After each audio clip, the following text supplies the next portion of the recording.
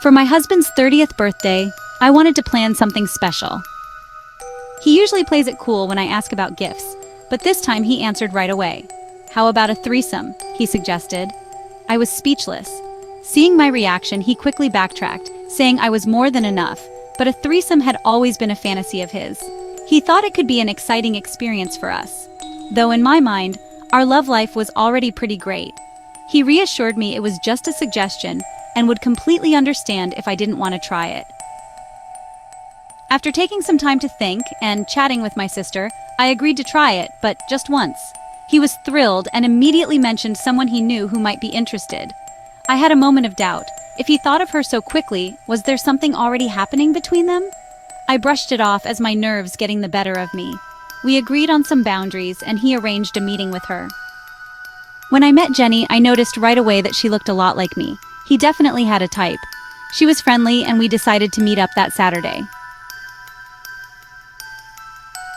The night came, and after some wine, mostly for my nerves, we went ahead with it.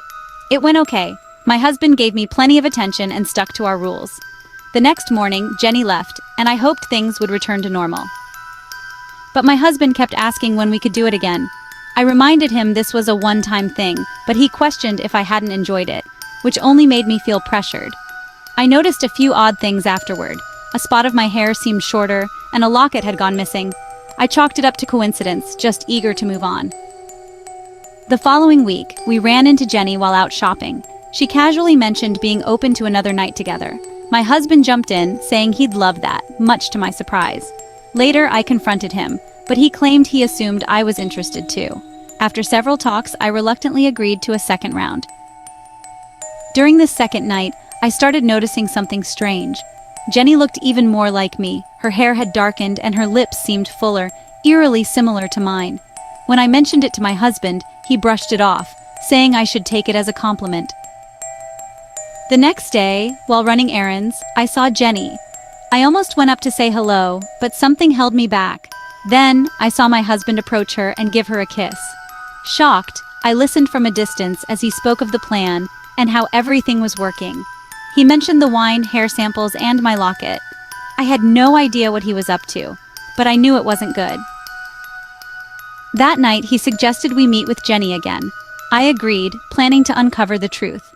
This time, I pretended to drink the wine but discreetly spit it out. Later, I pretended to sleep and noticed my husband snipping off a bit of my hair and dabbing at my skin, leaving the room with Jenny soon after. I overheard words like process, metamorphosis, and almost ready. I lay in bed, shaken and confused. The next day, I searched his office and eventually found a hidden drawer with a book titled How to Make the Perfect Wife. It detailed using a combination of science and magic to create an exact, improved replica of one's current spouse. I was furious, but my mother always told me, don't get mad, get even. So, I put a plan into motion. The next weekend, we had Jenny over again.